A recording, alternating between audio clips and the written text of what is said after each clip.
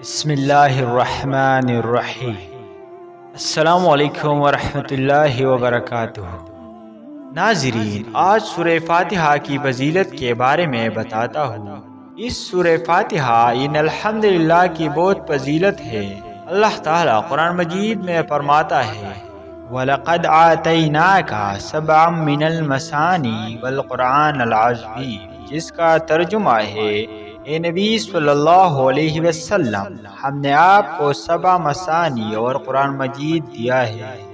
ناظرین، اس 7 مثانی سے مراد سورہ فاتحہ ہے۔ یہ تمام سورتوں سے بڑی ہے۔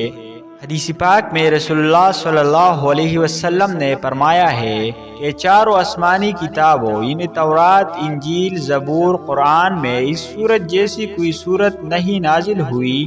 ایک اور حدیث میں فرمایا کہ بغیر سورہ فاتحہ کے نماز ہی نہیں ہوتی، اور فرمایا قرآن مجید سے سب سورتوں میں بہتر سورت الحمدللہ رب العالمین ہے۔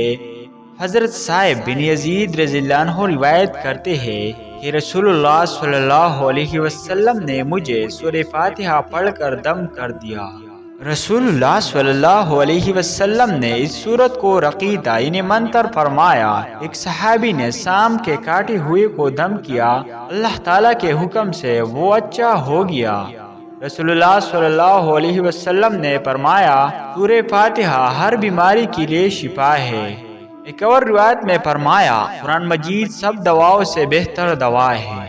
رسول اللہ صلی اللہ علیہ وسلم کا فرمان ہے جب تم نے سورہ فاتحہ اور قل هو اللہ احد پڑھ لیا تو سوائے موت کے ہر آفت سے مامون ہو گئے۔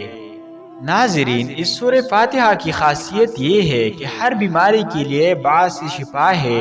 وبا طاعون زدہ پر بسم اللہ اور الحمدللہ 2 بار پڑھ کر دم کرنے سے اللہ تعالیٰ کے حکم سے بہت جلد شفا ہوگی۔ علامہ ابن عربی رحمۃ اللہ علیہ فرماتے ہیں کہ مغرب کے فرض و سنت کے بعد اسی جگہ پر 40 مرتبہ پڑھے اور اس جگہ سے اٹھے نہیں تو اللہ تعالیٰ سے جو حاجت مانگے گا اسے پائے گا۔